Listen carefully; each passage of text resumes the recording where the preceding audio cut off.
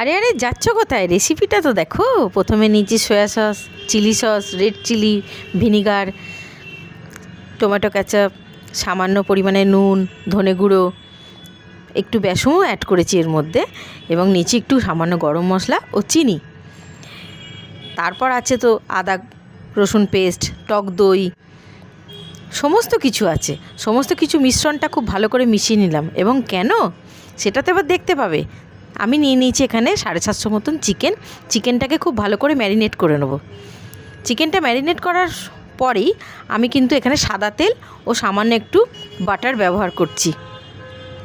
এবার একটি শিকের মধ্যে আমি চিকেনগুলো গাঁথতে থাকবো, এবং তার সাথে আমি ক্যাপসিকাম টুকরো করে নিয়েছি, পেঁয়াজ কিউব করে কেটেছি, টমেটো কেটেছি, সমস্ত কিছু ভালো করে সাজিয়ে নিয়ে মশলাটা আবার খুব ভালো করে গায়ের মধ্যে মাখিয়ে নিলাম। এইবার হবে কি, শুধুমাত্র গ্যাসে সেঁকা হবে। এটা হচ্ছে কানপুর মুর্গ কাবাব। খেতে কিন্তু খুবই টেস্টি। কি জিভে জল আসছে তো? এইভাবে আমি 15 মিনিট মতন খুব ভালো করে সেঁকে নিচ্ছি। ওপরে একটি অ্যালুমিনিয়ামের ফয়েল ব্যবহার করেছিলাম, এবং তারপর আমি সরিয়ে দিয়ে খুব ভালো করে আগুনের মধ্যে চিকেনটা ঝলসে নিচ্ছি। খুব ভালো টেস্ট আসে এবং খেতে খুবই ভালো হয়। খেয়ে দেখো বাড়িতে করে, খুবই ভালো লাগবে। আমি মেয়োনিজের সাথে টমেটো কেচাপ মিশিয়ে সস তৈরি করে এটি খেয়ে